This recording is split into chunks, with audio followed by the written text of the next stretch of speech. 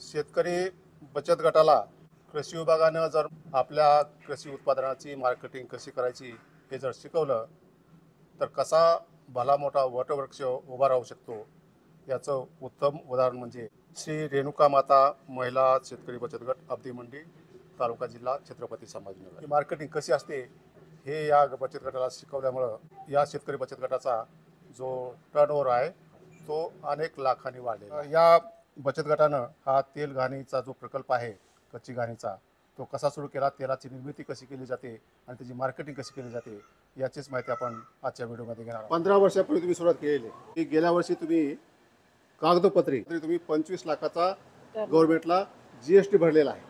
तर कशी सुरुवात झाली? तेल घाणे हा उद्योग हा 15 वर्षापूर्वी मी चालू केला। असं वाटत नव्हतं की हा उद्योग इतका कळसाला पोहोचेल। काहीतरी करायचंच आहे तर कुरड्या पापड वगैरे करण्यापेक्षा बचत गटातून काहीतरी वेगळं करायची अशी माझी इच्छा होती आणि आमच्या सासऱ्यांची इच्छा होती।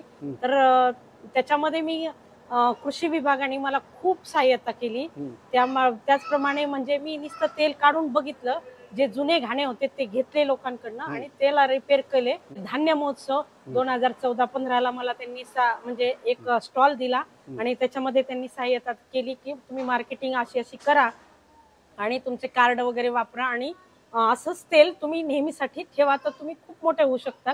तर मी तेच त्यांचं एक संकल्पना माझ्या डोक्यात घेतली आणि त्यांनी जसं सांगितलं तशा पद्धतीनेच मी चालू केलं। तर तेव्हा 1,20,000चं तेल माझं त्या 3 दिवसामध्ये धान्य महोत्सव मध्ये माझं विकल्या गेलं आणि तिथून पुढे मला मार्केटिंगला म्हणजे चांगला वाव मिळत गेला। सुरुवातीला अब्दी मंडीमध्ये गावात राहत होते आणि एकच घाणा होता तुझ्याकडे? हो, एकच घाणा। आज किती घाणे तुझ्याकडे? आज माझ्याकडे 4 ते 5 घाणे आहेत। कृषी विभागानं या बचत गटाला मार्केटिंग शिकवली। यांनी ज्यावेळेस घाण्याचं तेल तयार करायला सुरुवात केली परंतु यांची विक्री तेवढी मोठ्या प्रमाणात नव्हती। 2015 मध्ये कृषी विभागानं छत्रपती संभाजीनगर शहरामध्ये एक धान्य महोत्सव आयोजित केला होता आणि या धान्य महोत्सवामध्ये त्यांना निमंत्रित करण्यात आलं आणि इथूनच त्यांना मार्केटिंग कशी करायची याचं ज्ञान मिळालं आणि त्यानंतर मार्केटिंग वाढत गेली। तर हा अनुभव कसा तू सांगा? सांगते की आमच्याकडे काहीच नव्हतं, तसं झिरो मध्ये आम्ही चालू केलं पण कृषी विभागाने आम्हाला खूप सहाय्यता केली। तर सरांनी सांगितलं का अशी अशी पॅकिंग करा, तशी करा। अक्षरशः आमच्याकडे बॉटल नव्हत्या, कॅन नव्हती, पाण्याच्या बाटल्या आम्ही तेलाने मिसळायचो आणि त्याच्यात भरून त्या 3 दिवसाचा स्टॉल आम्ही केला। कॅन पण मार्केटमधून येताना आम्ही कॅन घेऊन यायचो। आता आमचं स्वतःचं लेबल झालं, स्वतःचं त्याला नाव सुद्धा नव्हतं आणि बिना लेबलचं आम्ही तेव्हा ते तेल विकलं आणि तेव्हा ते 1,20,000चं तेल विकल्या गेलं। पण आम्ही तेव्हाही सांगत होतो का 1 लिटर घ्या आणि त्याच्यावर आम्हाला खात्री होती का 1 लिटर घेणारा माणूस बरोबर 5 लिटर घेणारच। कोणतं तेलाचं उत्पादन करतात? आता आम्ही पहिले तरी जेव्हा 2014-15 ला चालू केलं होतं तेव्हा फक्त करडीचं तेल काढत होतो, पण आता करडी, शेंगदाणा, तीळ, खोबरं, जवस, मोहरी असे सगळ्या प्रकारचे तेल काढले जातात। काळ्या तिळाचं सुद्धा तेल काढले जातं। एका शेतकऱ्यांनी शेवग्याच्या शेंगातली बी आणली होती, त्या बीचं सुद्धा तेल आम्ही त्यांना काढून दिलं। तर बऱ्याच लोकांनी आम्हाला सांगितलं की तुम्ही होम डिलिव्हरी करा।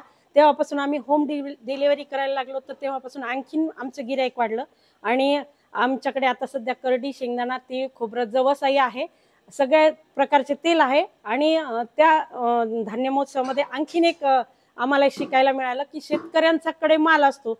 आता आमचा घाणा 20 किलोचा आहे, तर त्या शेतकऱ्यांकडनं 20 किलो माल घेतला का त्यांच्या समोर आम्ही तेल काढून देतो, 30 रुपये किलो आम्ही त्याची मजुरी घेतो। असेही काही गिराईक आमच्या सोबत निगडीत आहे, शेतकरी आमच्या सोबत निगडीत आहे आणि त्यांना आम्ही अशा पद्धतीने तेल काढून देतो।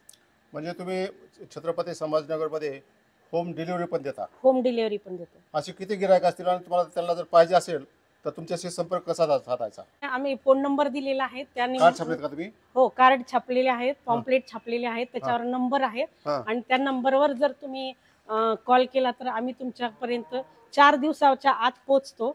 4 दिवस सांगतो पण 2 दिवसातच आम्ही पोहोचल्या जातो। सगळ्यात जास्त तेल कोणती मागणी आहे तुम्हाला? आमच्याकडे करडीचं तेल, कारण आपल्या मराठवाड्यामध्ये करडीच्या तेलाला जास्त मागणी आहे आणि ह्या आपल्या तेलामध्ये केमिकल नावाची चीज नाहीच आहे आणि केमिकल हे आपल्याकडे वापरल्या जात नाही। आपल्याकडे फक्त त्याच्यामध्ये जी बी टाकल्या जाते त्याच्यामध्ये फक्त पाणी टाकल्या जातं आणि पाणी टाकल्यानंतर ते पाणी परत जुन्या पद्धतीने आपण ते पाणी काढून पण घेतलं जातं आणि अशा पद्धतीने हे तेल तयार होतं। तेल काढण्याची जी प्रक्रिया आहे ती पॅकिंग पर्यंत ती कशी कशी एक मला सांगा हे बरं. अशा पद्धतीच्या ह्या करडी असतात. मग आपल्याला त्या करडी ह्या बॉक्स मध्ये टाकाव्या लागतात पहिले. हे काय कोणती मशीन आहे?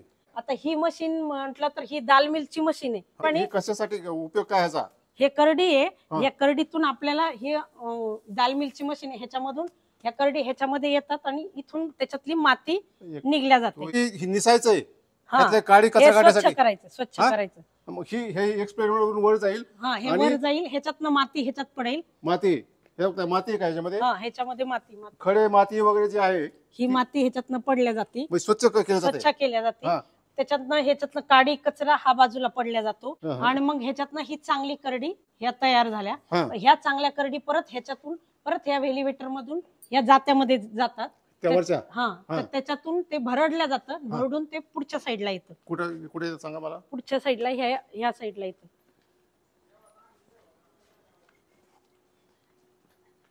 ह्या भरडून ह्याच्यामध्ये येतात. हा. आणि ह्याच्यामध्ये आपण वेगवेगळ्या प्रकारची चाळणी बसवलेली आहे. चाळणी काय साठी? चाळणी म्हणजे त्याच्यातनं जो माल आहे ना, हा. तो वेगवेगळ्या प्रकारचा होतो. भरडला जातो आणि तो छोटा असतो, मोठा असतो, त्याच्यापेक्षा मोठा. कशासाठी होत? तर मग ह्याच्यातनं बारीक पडलं जातं. हा. ह्याच्यापेक्षा थोडं मोठं पडलं जातं. हा. त्याच्यापेक्षा थोडं मोठं, त्याच्यापेक्षा थोडं मोठं, त्याच्यापेक्षा थोडं मोठं. म्हणजे ही त्याचं- म्हणजे प्रत्येक मालाचं वर्गीकरण होतं. म्हणजे फोडलं हे ते हा, दळले फक्त थोडं. आत्ताशी फोडून हा. त्याला ह्याच्यामध्ये वर्गीकरण झालं. हा. आणि आता वर्गीकरण झाल्यानंतर ह्याच्यामध्ये आपण फॅन बसवलेला आहे. हा. आणि ह्याच्यातून धार सुटले जाते. हम्म. आणि मग ती अशी पडली जाते, तर समोर हलकं हलकं पुढे जातं. हा. आणि ही जी बी असते हा. ही जड असते. हा. ही जड बी जवळ पडते हा. आणि हलकं हलकं पुढे जातं. म्हणजे भुसा पुढे मग जातो. भुसा पुढे जातो. आणि बी मग हा तुमचं इथं- भुसा तिकडे हे चालला. बी तुमचं हे हे आणि- बी आहे. हा. ह्याच्यातनं हा. आपण तेल काढतो. बी मग आता का- ही बी घेतली का हा. आपण परत इथे टाकतो. हे बीचं घर आहे. ही सगळ्या प्रकारची छोटी मोठी सगळ्या प्रकारची ही बी आहे. हा. आता ह्या बी मधून तेल काढणे मग ते- ही पद्धत चालू होईल. तर ती पद्धत आता पुढे आहे. हा. या इकडे.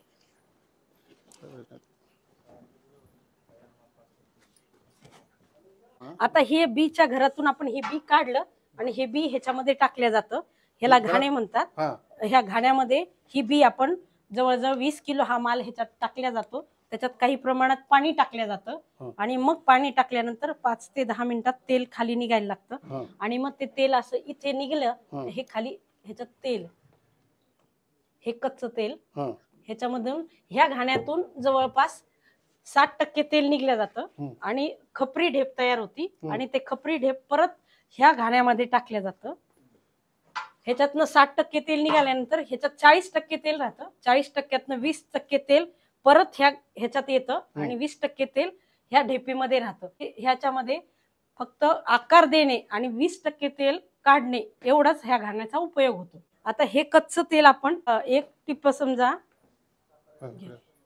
हे जे कच्चं तेल आहे हे एवढं टिपवर जर कच्चं तेल तयार झालं तर त्याच्यामध्ये आपल्याला एक पातेले लोण्याचा गोळा जसा कडवतो तशा पद्धतीने ते लोण्याचा गोळा कडवल्यासारखा एक पातेलं कच्चं तेल घेऊन त्याला कडवावं लागतं. आणि ते कडवलेलं तेल त्या कच्च्या तेलात टाकायचं. परत 1 लिटर पाणी टाकायचं, त्याला घोळायचं आणि 12 तास तसंच ठेवायचं. ही जी पद्धत जुनी आहे की आपल्याला जे पाणी टाकलेलं ते पाणी आपल्याला काढून टाकायचंय.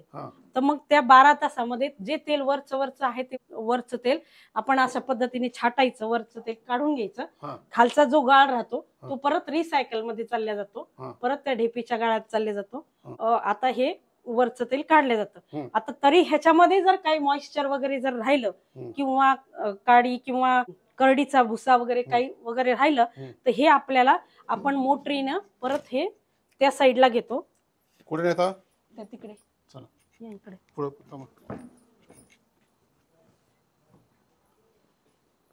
तिकडून ते मोटरने आपण ह्या टाकीत आणतो आणि ह्या टाकीतून आपण ह्या कपड्यांनी सगळ्या कपड्यांनी हे गाळल्या जातं. हा कपडा हैदराबादला मिळतो आणि हा 5000चा कपडा असतो.